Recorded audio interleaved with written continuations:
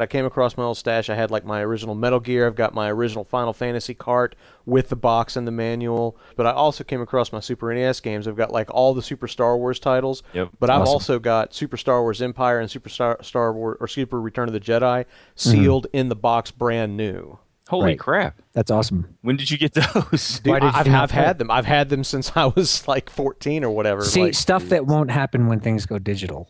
Yeah, this is true. And see, and that is the thing. Like, I know you guys kind of make, or no, maybe not make fun of me, but like I always miss those old days. I don't.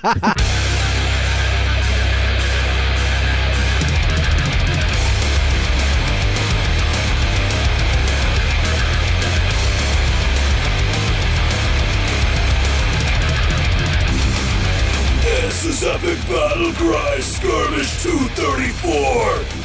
Can you hear the air quotes? Hello and welcome to Epic Battle Cry. Right. This is the place where we cut through the crap to bring you the real deal on the gaming industry today. I'm your host, Tony Grice, and with me are jackasses Daniel Kaiser and Brent Adams. And third time's the charm, Grice. Yeah. like you guys haven't done it before. How are you guys doing? DK, how about yourself? How you doing this week, man? I'm doing great, TG in 3D. I'm a little disappointed by the fact that I did not win any money during the Kentucky Derby, although I did have 4 mint juleps and 2 beers, so I won something.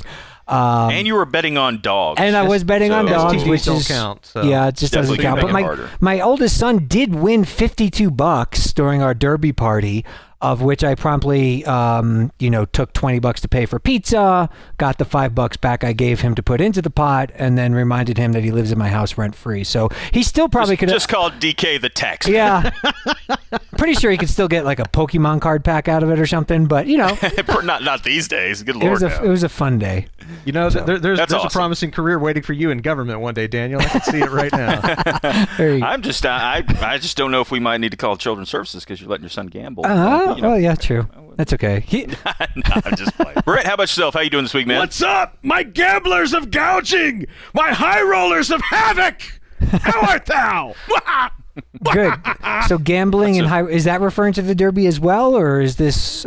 Strangely, no. It is, however, referring to the roll of the dice, as it were, that we are going to be discussing in our first gauntlet topic. I say roll of the dice. It's just, that's putting a lot of cash out, hoping to get a lot of cash in, but it's always a gamble, as they say. But when you're playing the stakes that high, you are definitely a high roller. Not unlike Ben Affleck used to be at the blackjack tables at the Hard Rock Cafe in Vegas, where he is now banned for life. Wow, so many references in there. Would that? I'm just saying, would that have happened to Michael Keaton?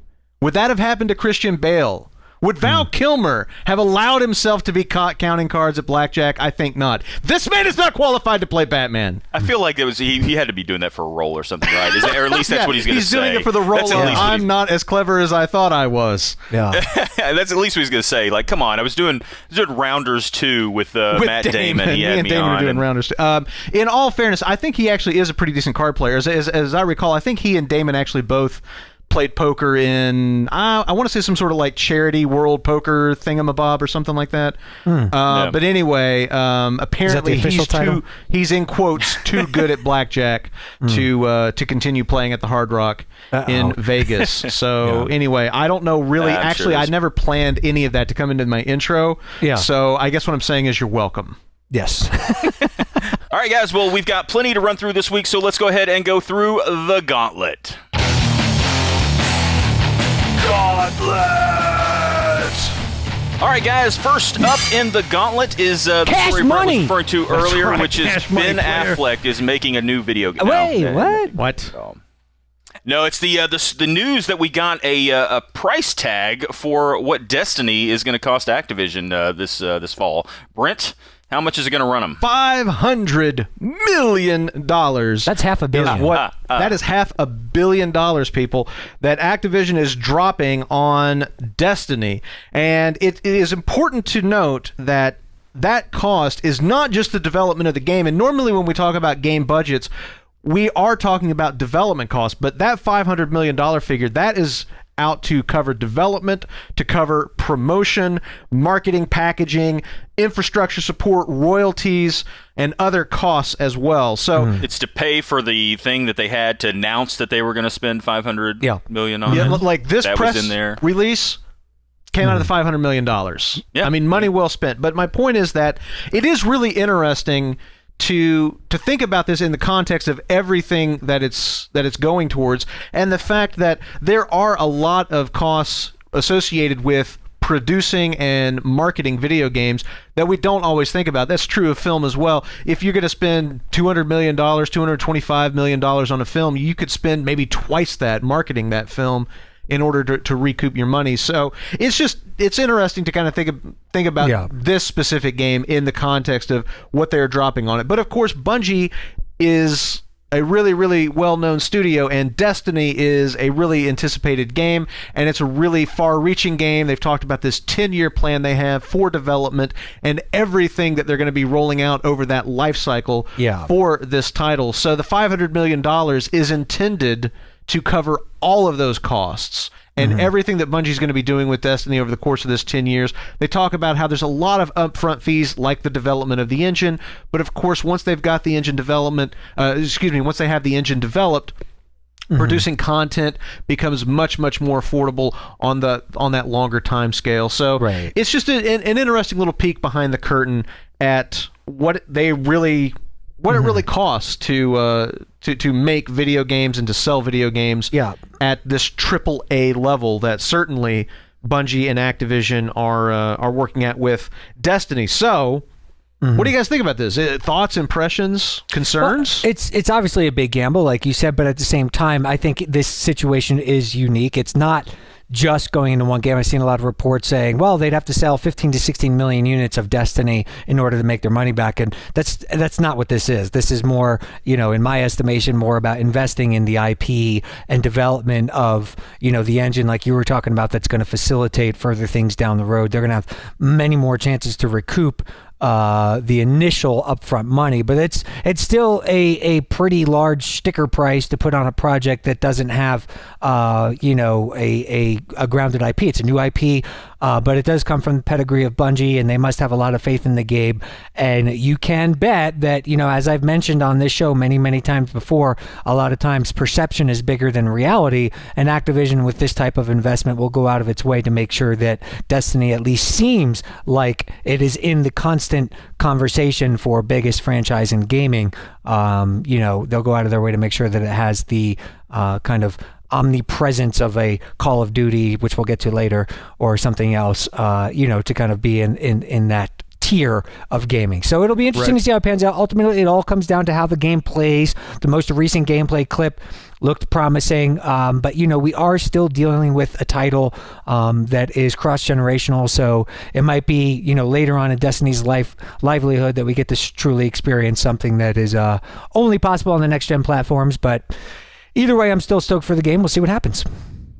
Yeah, no, I'm kind of right there with you, DK. Like the one thing I do think is a bit interesting is I do think that they're looking the closest game I think that they may be looking towards in terms of like sort of a marketing angle is probably more akin to something like WoW. I agree. Like World of Warcraft. Because they're talking about just having the lifespan 5, 6, 7 times longer than that of most other games. I mean, most other games, even of this caliber, have a sequel or something that sort of is replacing it, as it were, down the pipe. Whereas this is going to kind of be a continuing, evolving online world. So I think they may be looking at something like WoW. And the one thing I do think, it'd be interesting to know how much Blizzard has spent on WoW over their span of whatever it is, 7, 8 years, and see if it kind of matches up, because I wouldn't be surprised if it wasn't, kind of in that same vein. Because, you still see, even these days, whenever a new expansion pack for WoW comes out, it gets a ton of exposure. Like, I mean, the game is really old at this point, but it's still popular enough that it, exactly. you look at Spike and you see, 3 or 4 different commercials for it in between, a 30-minute show. So, I mean, I think this is more the angle they're going for. And, I think a game this big, it'll be really interesting to see if it really takes off as well as they're hoping it does. It looks gorgeous. I I really am waiting for it to come out to play it because I still have a few reservations. I'm sure it's going to be a lot of fun, but this does seem like a pretty big bet on a 10-year life of something that I don't know. It'll just be interesting to see once it finally comes out, which is September 9th. This year. What the most interesting thing to me about just one final thing is that most of the times in the past things have been reactionary. People put out a game and it evolves into being something really big, and then they facilitate its continued growth. Whereas this is like they're planning for a blockbuster franchise. They're kind of counting on it being that big, and they're going to make it that big whether you like it or not. $500 million big. Yeah. Exactly. Why don't they just spend that money and just buy copies for everybody to have? That's then, true. Wouldn't that work? Yeah, that Fucking assholes. All right. So, we're talking about Destiny, which is coming out later this year, but we're, I think, even more excited about upcoming E3, which is coming up here in just a little over a month here. And we've got the date and time for Xbox's big pre-E3 show. Yeah. So, DK, you want to tell us when we'll get to hear about all the new Xbox goodies? Yeah, and Destiny might be featured front and center at this conference. Obviously, it was revealed during Sony, so I'm wondering if Bungie's going to go back and forth between the big two there and do something here. But anyway, what we know thus far is that Microsoft announced the Xbox Game On press conference, which is happening June 9th at 9:30 a.m. Pacific time. Festivities will begin at 9 a.m. We at Spike TV and our All Access coverage will be covering that on Spike TV in the United States and Canada, and you'll be able to watch it on your Xbox and online and all that stuff as well. Microsoft did say that during the briefing, you'll be treated to everything from in-depth looks at previously announced games to trailers for our unannounced games coming in 2014 and beyond. So basically, no shit. Of course, that's exactly what we would expect. The fact that it is called Game On is a good sign. I've got my opinions that I'll get to in a moment, and I'm sure they're matching yours, but what does Microsoft need to do? Obviously, last year was a bit of a debacle with the Xbox One reveal. They, as I said after last year's press conference, they did what they needed to do in terms of just getting the name out there and the hardware. They spent a lot of time talking about TV at a very, popular event. Do you think that they've learned from the backlash of that? Will they focus mostly on games, or are they going to continue to force Xbox originals and all the TV stuff down everybody's throat during this critical hour or so of the year for Microsoft? I think that they'll do exactly what they did last year, which is focus almost exclusively on games. I think that they really will make that front and center. But just as we found out last year, just because Microsoft focused front and center on games during their E3 press conference, they still were reversing policy left, right, and center for the rest of the year, right up to the release of the Xbox One. And it always seemed like what the Xbox One was going to be was a moving target based on their marketing and based on the fact that they kept changing aspects of the platform that they had previously announced. So I think that they will do what they did last year. I think they will focus on games, but I think that actions throughout the rest of the year speak a lot louder than words. And I think that Phil Spencer has talked about making gaming a focus, and I'm certain that titling the press conference Game On is indicative of that focus and his role as the new head of the Xbox division and what he's going to be pushing them towards. So I think all of those things are good signs, but nothing's going to deliver quite like delivering and actually following through on that and putting out really good stuff and staying focused on games. Personally, for me, the big thing that I really want to see is I want to see all these Xbox exclusives. I want to see all of these Xbox exclusive titles that they were really talking about last year. We've seen some of them revealed already. We know what a few of them are, but there's still a lot that they've got to be holding back that we haven't heard of yet, and I really am anxious to see those. I'm anxious to see Microsoft expand its exclusives library and see what they have in store for Xbox owners. Yeah, I definitely agree. I think the one thing I think we can say is that Microsoft has made great strides between its E3 presence last year, which, I mean, let's be honest, it was top of the world going into that press conference essentially, and really took a significant tumble in terms of kind of just their overall presence in gaming, and not say that they weren't a presence, but just their positivity in that. A lot of people saw the things they were doing as very negative. I think they've worked to fix really almost all of the criticisms they had at that point. The problem is they've kind of got new criticisms, and they're not really exclusive to them, which is just games. I think Titanfall was a big release for them. I got to be honest, I don't think it ever reached the success rate that they were hoping for, and I think that speaks to why the Xbox 360 version came out later. A lot of the things they did, they've done a lot of things, I think, trying to make amends and to fix things, but really not a lot of games have kind of happened since then. So it really will be interesting to speak to Brent's point, to see what they bring to the table. I think we'll hear a little bit about like the TV stuff and that sort of thing, but I think it really will be focused on games. And I'm hoping, like Brent said, exclusives, like stuff that is only playable on their system. Not because I want to see that necessarily, but just that'll be the thing that will sell systems for them. Yeah, and Brent, you mentioned that they focused a lot on games last year, and I mean they did bring up a lot and show Xbox One stuff, but I mean it was a lot of the flack that they caught was because they talked so much about TV. Well, that was during the Xbox reveal event. I meant their E3 press conference last year. Was pretty game centric. Yeah, pretty game centric. For me, I really see they're really looking at their hardware as like two specific different things. There's the center of the entertainment living room, and then there's the game console. And I don't know, I mean, they might want to even consider, I'm sure it's all scripted out and written by this point, but to me, it would almost be better to open up, be like, hey, the press briefing opens up at 9:30 with our focus on Xbox One originals and what we're doing for TV. And then at 10:15, the lights go down, we take a 5-minute intermission, come back and focus on the games. And, for me, it's almost like having two press conferences. You got everyone together, you got the TV time, you got all the attention. It's like, can you find a way to really clearly say we're focusing on games in this specific portion? I don't think E3 is the venue to do that.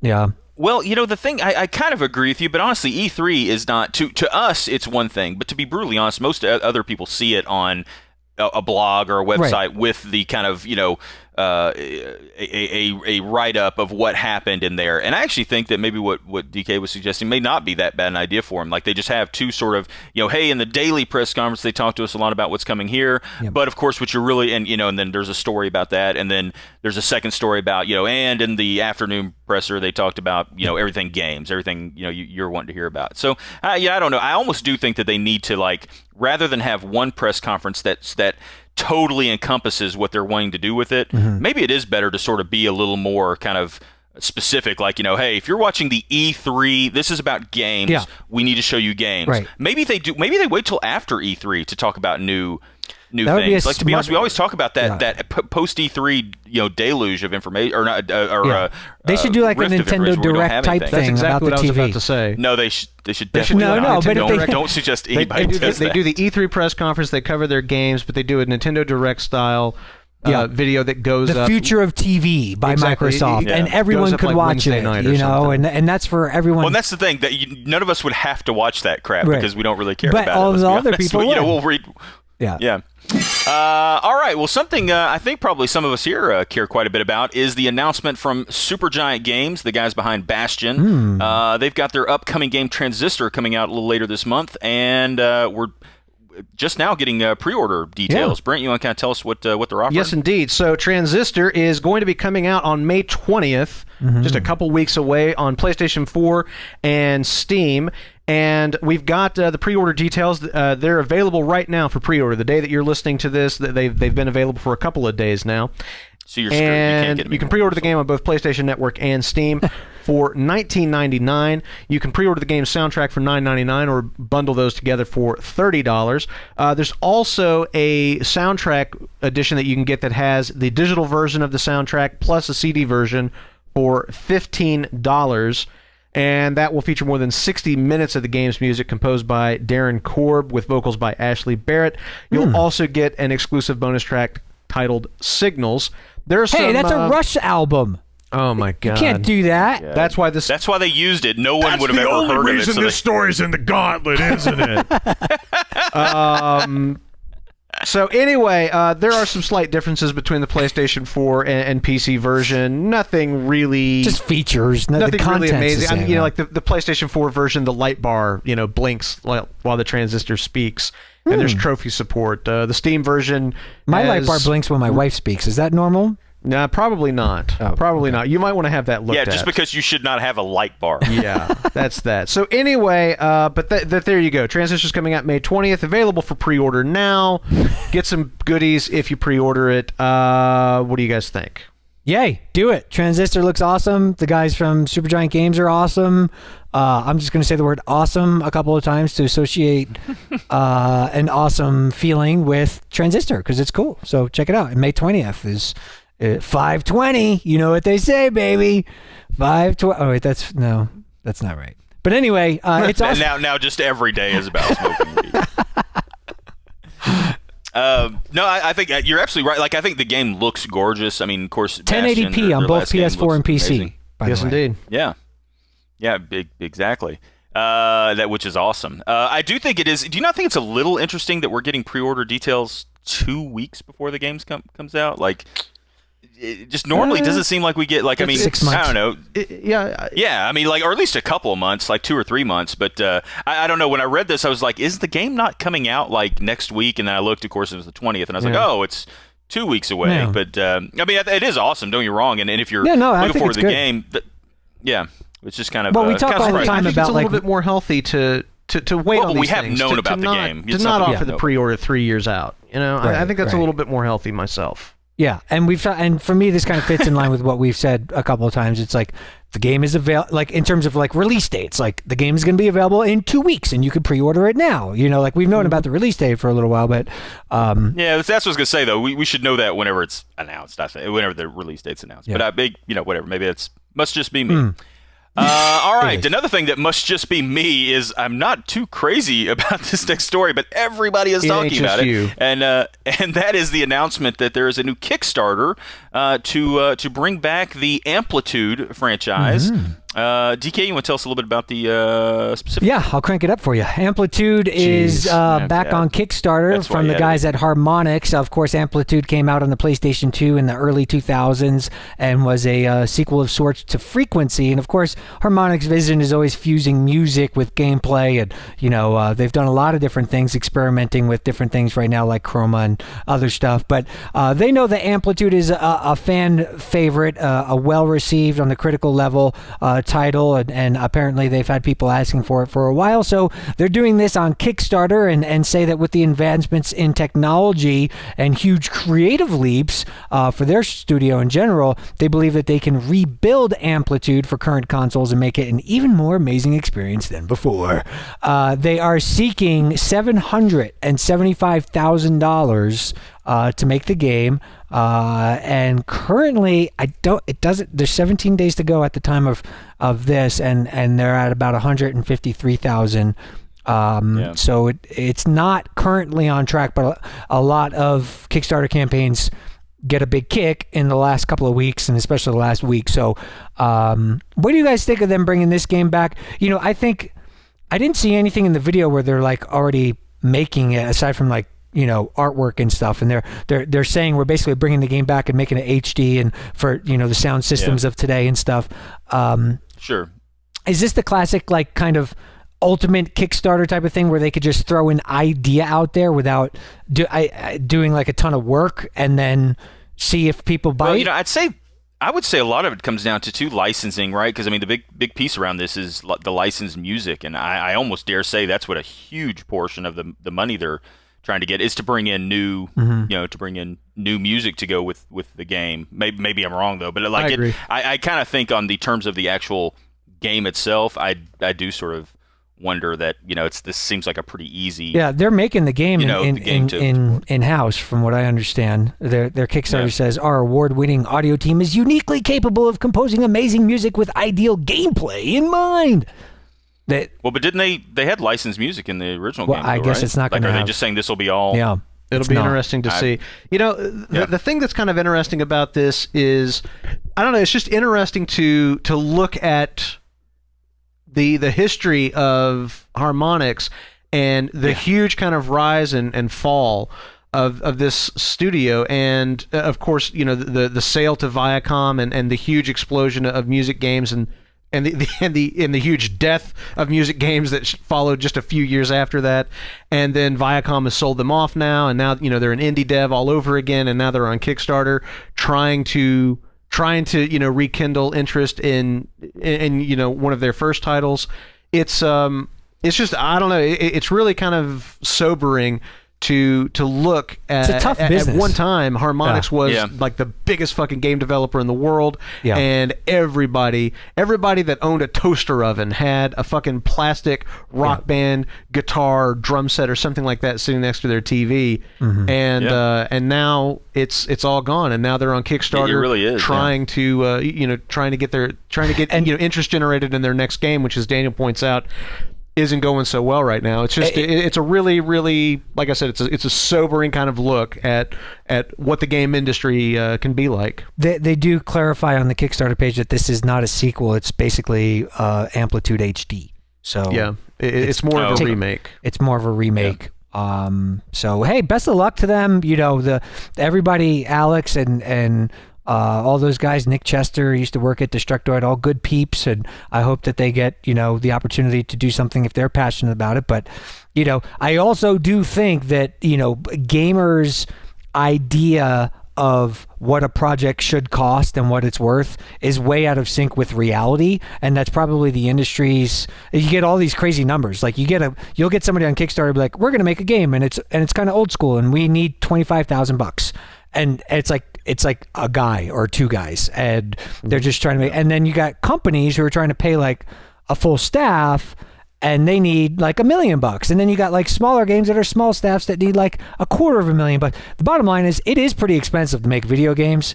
It takes a lot of time and money to do that. And I think that over the years, especially with kind of a lot of the watered down free-to-play stuff, and also mobile apps, the expectation level for what a game could and should cost has been drastically impacted by the wide variety of things that are offered.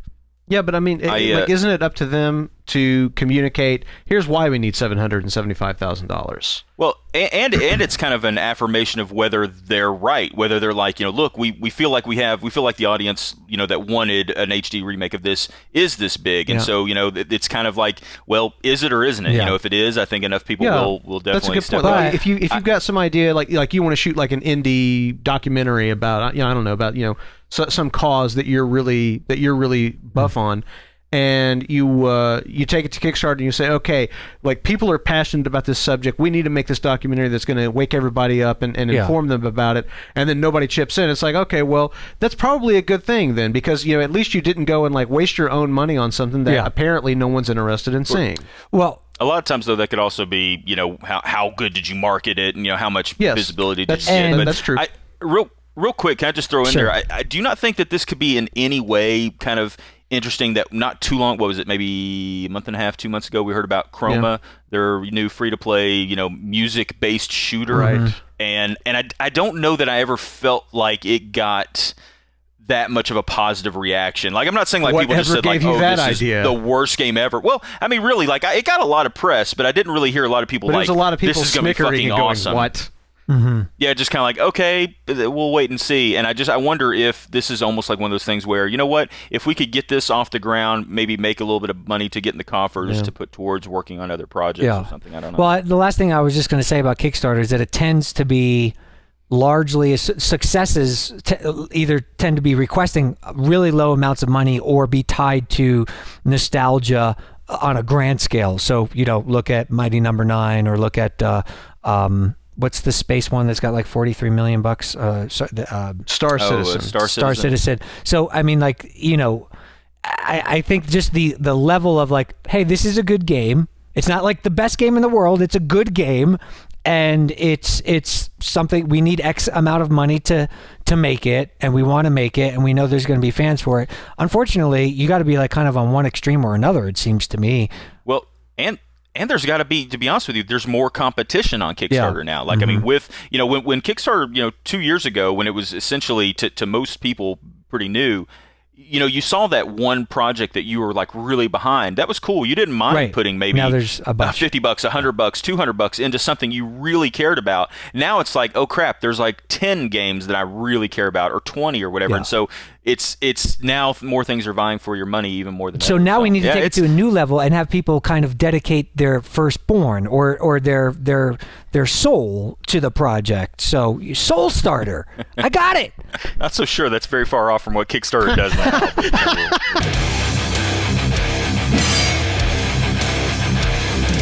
All right, guys, we're here in the main topic this week, and we're going to talk a little bit about the recent reveal for the new Call of Duty. I know, I didn't expect one. Was that somebody snoring in the background, I heard? The new Call of Duty, which is being called Advanced Warfare. They're really, going off the deep end with the naming conventions. Oh, here.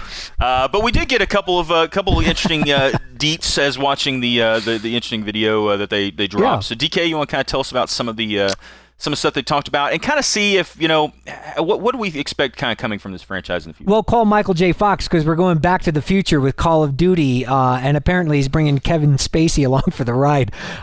This leaked last week, and then Activision promptly released the trailer and the details. Call of Duty Advanced Warfare is the name of the game. You wanted to say title. Warfighter, didn't you? You wanted to say Advanced Warfighter. I'm so close to saying Warfighter. In fact, I've typed it a couple of times in stories and stuff. But anyway, the bottom line is that sorry, I'm getting text messages from Bobby Kotick. He's saying pump it. I don't know what that means. Anyway,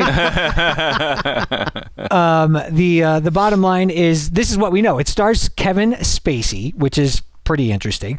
Here's what we know. It stars Kevin Spacey. It takes place in the believable near future where believable in quotes. Believable. Yeah, I did actually do the air quotes. Did you see that?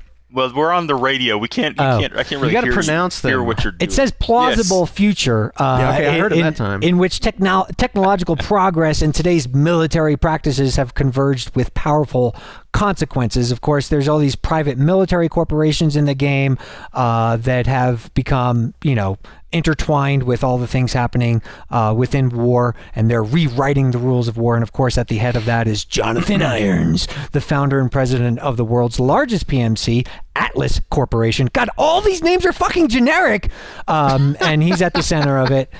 It's like, my name is Jonathan Irons from Atlas Corporation in Advanced Warfare. Everyone's like, bullshit, that ain't no real names. Anyway, the trailer, I have to say, looked pretty cool. You guys know I'm not the hugest Call of Duty fan, but they are, they're taking like a Titanfall Halo type of, you're gonna have exoskeletons and hoverboards and shit, climb walls and stuff with like your that. sticky gloves, and it looked pretty cool. And obviously an advanced arsenal along with that, where you can choose between traditional ammunition and futuristic ammo that kind of changes the way that you interact with the game and all this type of stuff. Hover bikes are there, highly specialized drones, and this is being developed by Sledgehammer, who were the co-developers on Modern Warfare 3. And this is what we know about it so far. But I think our main discussion here is, how do they keep Call of Duty going on a yearly basis? Brand fatigue is something that comes up all the time. This is obviously, I think it's safe to say, Call of Duty is the biggest franchise right now across all the gaming platforms. I would agree. So, I think it's getting closer. Like, it doesn't quite have the gap that I think it might have, maybe say 2 years ago or 3 years ago. But like, it's definitely, I think, still the biggest. I was personally, thinking about them having yearly iterations and bringing a Kevin Spacey in to star as the lead. It's like, then that makes you wonder. Okay, who are they going to have in the next game? Is it going to be? Are we moving Les more? Grossman.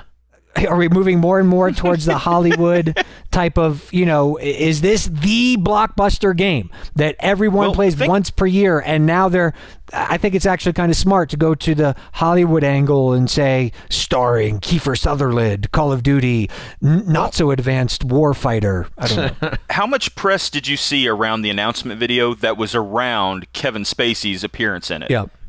Honest to goodness, easily 2/3 of what I saw was mainly focused on the fact that Kevin Spacey, and kind of like tying it into sort of like the similarities between his character on House of Cards and just I mean that as the trailer was cool. Yeah. I thought the trailer looked good. I mean it didn't look especially innovative compared to some other stuff we've seen, but I don't even know if I can say that. There's been so much done that it's sort of hard to be completely brand new in this genre. Right.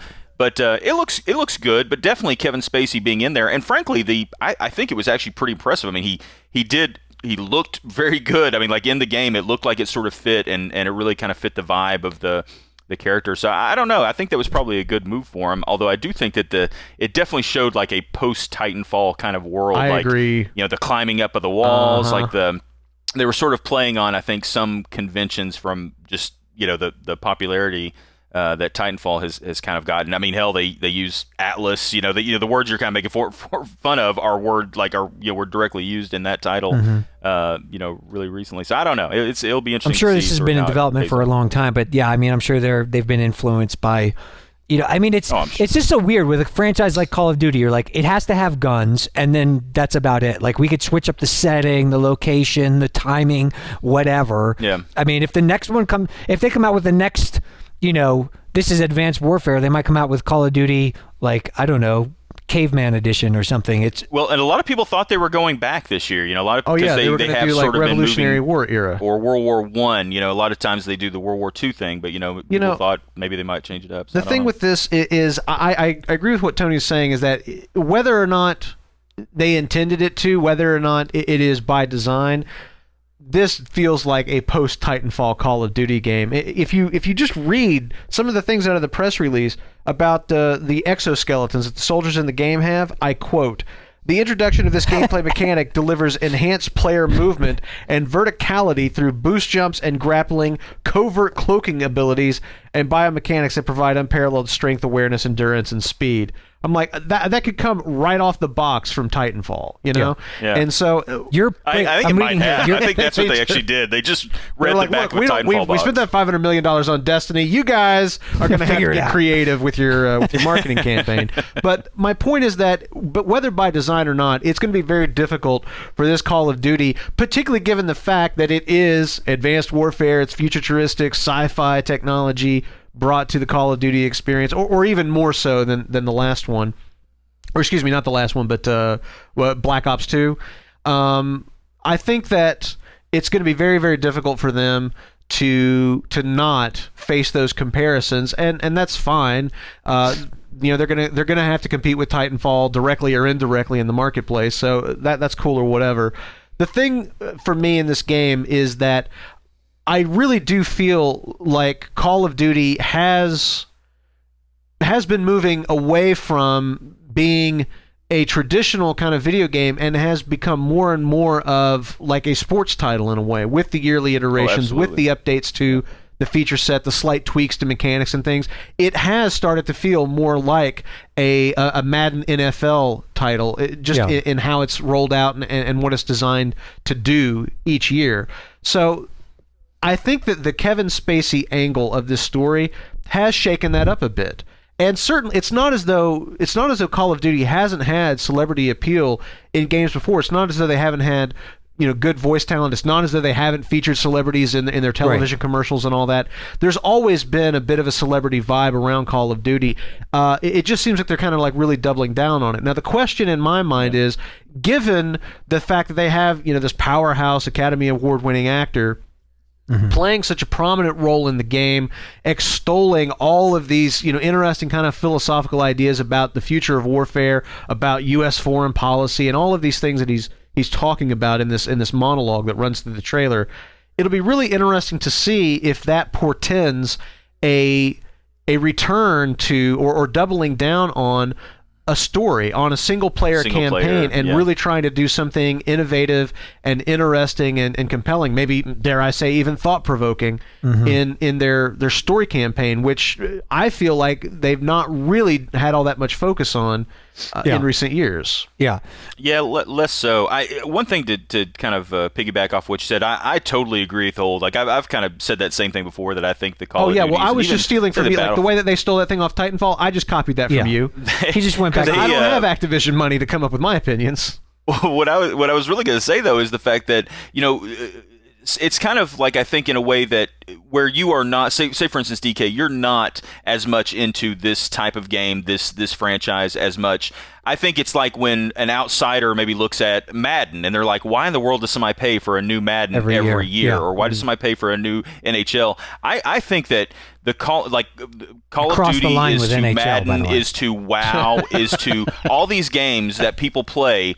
Essentially, I mean, with tweaks, I'm not saying that they don't change at all, but they are really just small evolutionary changes year after year. But they're charging and I mean, you can look at something like, yeah, well, exactly. But then we look at something like Destiny. People don't quite question, or at least they're like, Destiny, that's going to be a shooter that they're gonna expand on for 10 years, and we'll be able to play it for 10 years. Well, I mean, that's what Call of Duty has done, essentially. They just, each time it's been like buying a $60 expansion pack every year or whatever, and, I don't really see that there's that big a difference there. If anything, I think that that is the problem. I think something like a Destiny is going to have to fight against that, at least when you have like these major changes, like, you go to a future warfare, to World War II warfare. You can jump around year to year. Yeah. What the environment's going to be like, what the weaponry is going to be like. The core gameplay stays the same, or roughly the same. But like something like a Destiny, where they're locked into a pretty, I'm sure they've got different environments and different character classes, different races and all that sort of stuff that can change, different worlds that can let them change and make new things year after year. Yeah. I actually though think it'll still be a little harder for them because they can't just say, totally new title, totally new set of characters, totally new environment every year. But essentially they'll be doing the same thing about trying to push basically the same gameplay for multiple. Well, and I do think it is smart though, the celebrity tie-in, because it on this level, because that was the most compelling thing about the trailer to me, was the story, the idea of the story. Although I do have to admit that I think that the script was initially written for Allen Iverson, and they got Kevin Spacey at the last minute because he's like, democracy? We talking about democracy? Practice.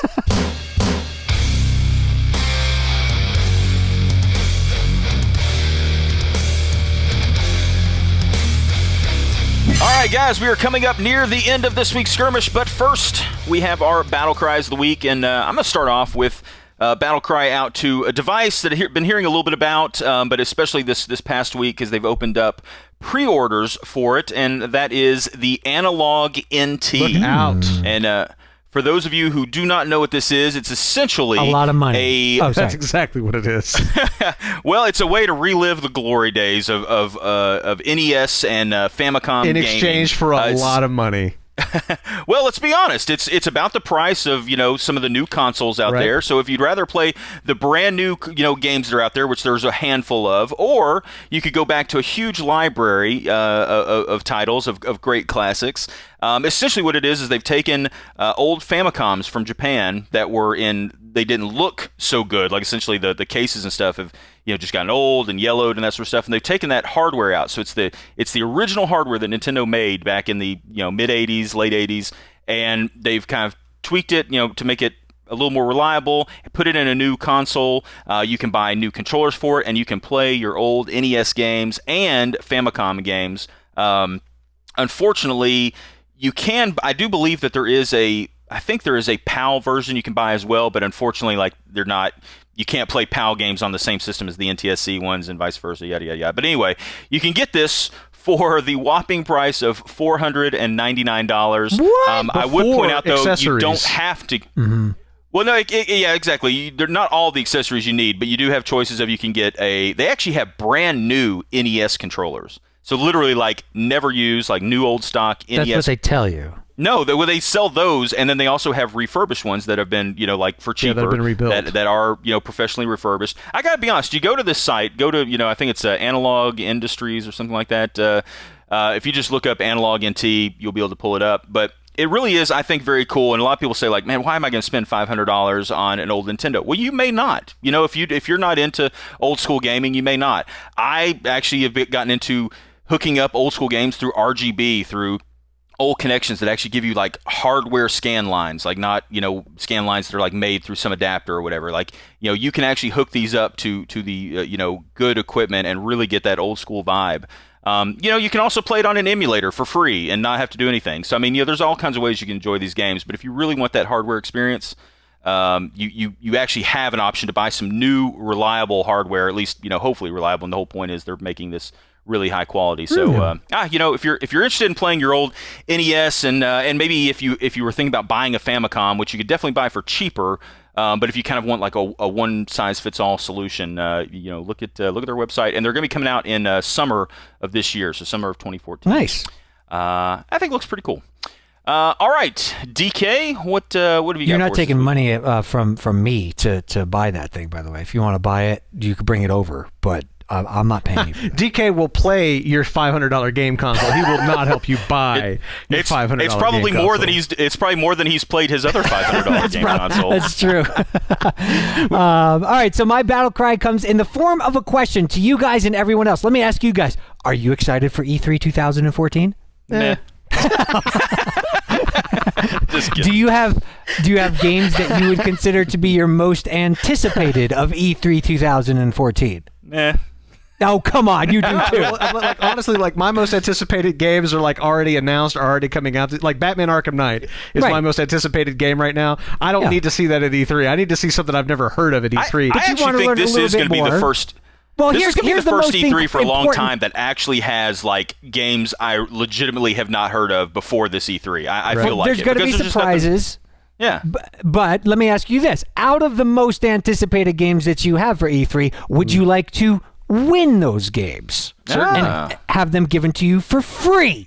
Yes, now you have my attention. Now I've got your attention. Well, all you need to do, we're doing a promotion on Faves List, the other social platform that I started. Just head to faveslist.com/winE3, and that's where you're going to see the ability to participate in the most anticipated games of E3 2014 list. You'll see all the rules and blah, blah, blah, blah, blah. But basically, in a nutshell, all you have to do is be registered with Faves List, rank your top 10. You got to rank your whole top 10, and then share the list. And we're going to be selecting winners. So for every 1,000 participants, we're going to select a winner to get any game they want from their list, up to 10 users. So if we get 10,000 participants, there'll be 10 people who will get any game that they've ranked in their most anticipated games of E3 when the game comes out, of course. And Faves List will send that to you, and you can play it and enjoy your life, and you'll be a lot happier of a person. But anyway, that's how it works. Faveslist.com/winE3, and we definitely hope that you participate. And also, we just want to answer the burning question: what is the most anticipated game, or what are the most anticipated games of E3 2014? Now we'll finally know.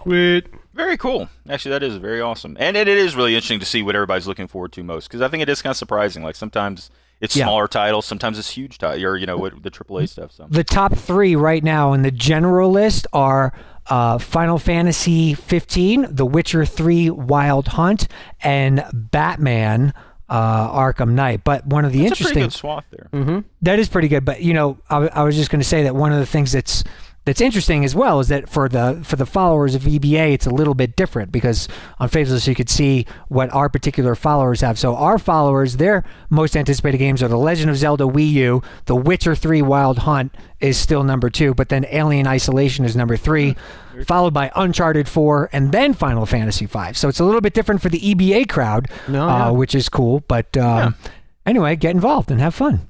Okay. Very cool. Brent, what is your battle cry this week, sir? My battle cry this week goes out to an interesting statement made recently by Marvel's head of games, TQ Jefferson, about when an Avengers tie-in game will finally come out. And as TQ says, the Avengers game will come out when we have the right partner that has the right vision, that has the time to develop a strong competitive AAA title and wants to do it right. So never. Basically. But I think that the point that he's making here is actually really good.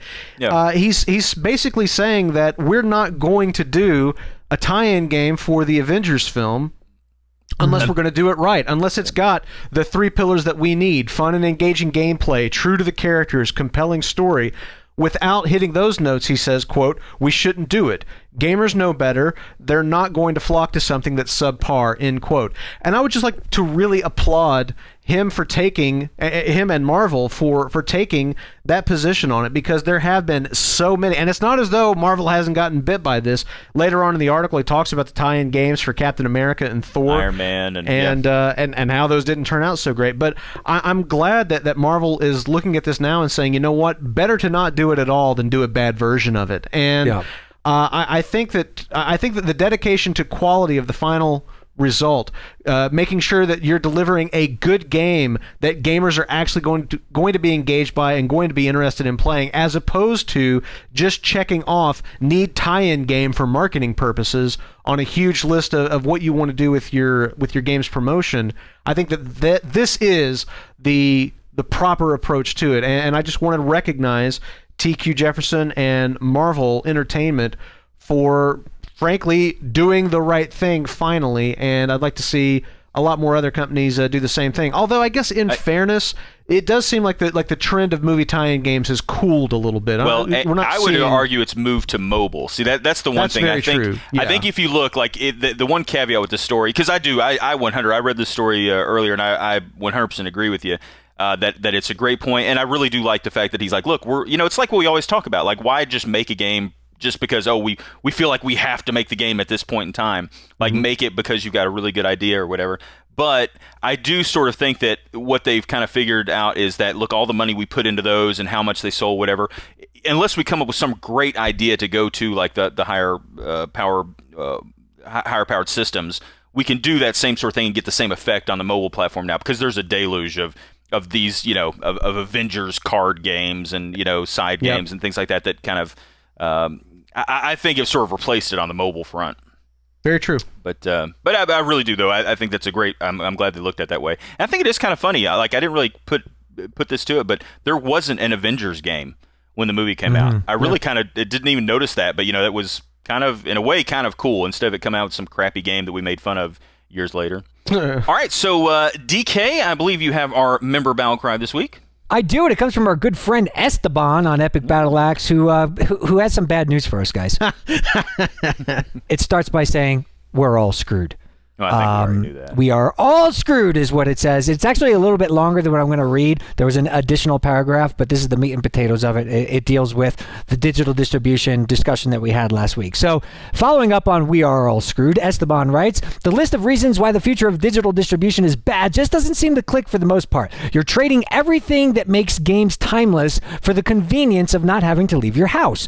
There's no thought put into the future of archival of games offered through the digital age. No one is thinking long-term, or if there will ever be a way to access the games they own past their purchases. Even now, we are seeing games stricken from the digital ether, never to be seen again due to licensing issues, i.e. Deadpool was less than a year old before it disappeared forever digitally, with no game immune from some sort of expired license. Then you have companies that go under, IPs being sold or shelved, no longer profitable, reliant on certain software specs, and on and on and on. Hate to burst Brent's bubble, sorry Brent, but DRM hasn't been abolished. It has become an acceptable commonplace standard that will only thrive as the activity grows. Just the name has been changed to digital distribution. All that DRM was supposed to combat or control is done. So with digital distribution, and no one seems to make the connection. Everything is locking to an account or is being locked to devices, curtailing all of the activity that DRM wished to achieve. It has become the norm, and with people already making it viable, it won't be too long before the consumer is no more than persistent subscription cash cow. So, Brent, specifically, what do you think of that? I mean, kind of making the case that, it's changing. First off, we would just like to give our condolences to your bubble. Yes. I am sorry. It's important to understand that every conversation I've ever had with Esteban, he answers his phone saying, "We are all screwed." Okay? So it's important to just have that in mind. This is his outlook. He's a glass half empty kind of guy. He is. But it's fully empty. It's just empty. There is, the fucking glass is dead. There is no glass. Esteban and I have talked about this, numerous times over the years, and so I know where he's coming from, and he knows how I feel as well. But the thing that I disagree with him on is that while I agree with the first paragraph. I agree that there is a big demand among fans right now. There's a lot of concern among gamers about archival future of digital games and how we're going to continue to enjoy our games 10 and 15 years out from where we are right now. There is a concern growing about that right now, and I agree that is something that is not really being addressed head on. There are companies here and there that are looking at this, but there's not a really overarching strategy within the game industry to address that fact. So I do agree with him to a degree on that. As far as the DRM thing goes, though, I do kind of disagree on that, because while I agree that certainly, if I buy a game on iOS, it's locked to iOS, but I don't see that being any different than buying a Nintendo game and not being able to play it on a Sega Genesis. It's a game that's designed for that platform, and I can play it on that platform. Technically speaking, my iOS game is locked to my account, but I can play it on any iOS device that my account is tied to. And that didn't used to be the case. It used to be that they try to tie DRM so specifically to, like, they wanted to let you have one copy only on one device. And if you ever wanted to move it anywhere else, you had to, they basically wanted you to buy it again. And so while I concede the point that technologically, buying something on an iOS device, just as an example, buying something on a platform ties it to that platform, I really don't see that being all that different than a game being a platform exclusive to, say, Xbox or PlayStation. The main thing that I think, at least and I can't speak for everyone, but the main thing that I really wanted out of digital distribution is I wanted the portability. I wanted the ability to buy the game once and play it on whatever device I have. And whether I'm buying games on Steam or buying games on iOS, and increasingly things on PlayStation, I have that ability to take it with me to other platforms within that hemisphere. Yeah. So I think that you can definitely make the argument that there is some, you're still being tied in to some form of DRM with that, but I think that practically the experience of it offers exactly the freedom that we didn't used to have when hard, fast DRM was the rule of the day. Well, and I think it's just kind of going, there's a stark, you're right on pretty much everything you said there, but I think just the idea that if you bought a game on the Super Nintendo, of course you're not expecting to play it on the Genesis, but if I wanted to take it to my friend's house, pop it in and hit the power button, it's on, it's the full game, it's everything. Right. And there's a more liberating sense of freedom with, I own this cartridge and it is mine, and I could pop it in this device or that device. Sure. Now there's more like, okay, I do own the digital rights to that, but what if the storage space on my iPad is creeping up? I gotta now I gotta delete that game so I could download it here if I want to go on a trip, and so I want to take it on this. And it's just, it does provide, it's like, more options, but also more problems. You know what I'm saying? So I totally get that. Yeah. Just real quick though, to give credit where credit's due, as far as that whole I want to take my game, take it to my friend's house and play. Sony fucking marketed the PlayStation 4 at E3 last year on that concept. As far as being able to do the same thing with digital distribution, Steam is doing similar things to that right now. They are, beta testing. They have this plan to allow you to share games with your friends from your Steam library. Send it to them, it unlocks so that they can download it and play it. It's cut off from you, and then you can basically get it back from them, and you can play it and they can't. I really do feel like... Why wouldn't you just buy the fucking game on a disc at that point? But what about Lauren? Like let's say I buy a game on disc, but I want to send to Lauren, and it cost me $175 to like mail him anything in Brazil. So that's true. My point though is that I love you, Lauren. I was joking. my point though is that just because we do have some negatives with digital distribution, and I'll be the first to admit that there are downsides to it, that doesn't mean that the specific things that he's talking about and that other people are talking about aren't being addressed. Yeah. Some companies are doing a better job of it than others. But I do feel like because gamers are demanding these things, because gamers want to be able to do these things, we are seeing companies respond to that demand. The only, I just want to add one last little thing that I won't make it long, but the only thing that I don't like because of, and it really is less to do with the DRM and digital distribution part of it per se, but just is the fact that, you know, when we had back in the day, you had your copy of a game and you could carry it around because it was the whole game, it was everything. And now it's like, you know, if you bought a version of a game when it very first came out on, say, the first version of the iPhone, and you go to get that version that you bought, you know, they do allow you can download it on your new phone, but it's a different version usually. It's something that it's been enhanced for the better, you know, screen. It's been all these things changed. You know, some people like that. Some people like, you know, hey, I want to play my old Super Nintendo games on an emulator with, you know, better filters and like make it look, you know, pretty. But some people want it to look like the, you know, the classic way it looked back in the day. That is one thing that is getting harder to do these days too, is like you can't play the game. Now what the version that you remember you can't play. You can play some new version that has tweaked things and like, oh, this is better. Well, maybe or maybe not. That's kind of a you know, personal It reminds opinion. me of the sorry, go ahead. Well, just and the last little thing I was going to say, and it's also all of this, the whole digital distribution thing is also the worst reason why we don't get, in my opinion, completed games. You know, we just got the story this week where this week you can now in Battlefield 4 go into a game with your group.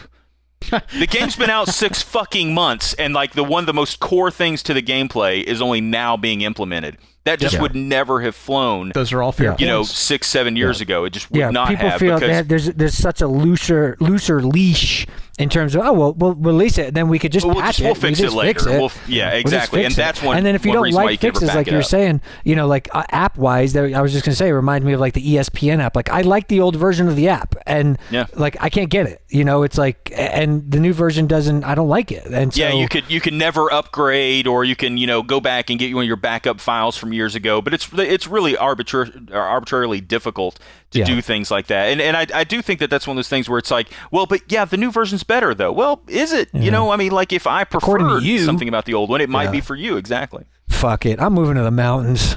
You're already in the mountains. Oh, that's right.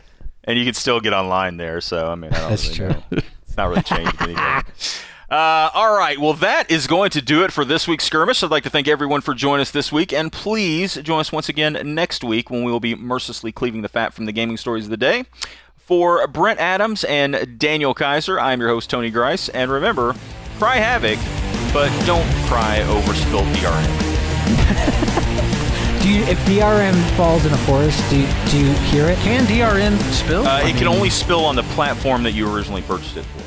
What if you get a season spill pass? You can get a spill pass, and that will let you transfer to up to 3 different devices. Just so you guys know, there is such a thing in the world called a spill pass, and it's not the kind of thing you want to bring up in civilized conversation, just so you know. What is it, and why do you know about it? I don't know what that is. The fact that I know about it is the entire reason you don't want to know about it. Uh-oh. I know these things so you don't have to. I'm worried to Google spill pass now. Oh, God! Oh, jeez. I just got a letter from my ISP.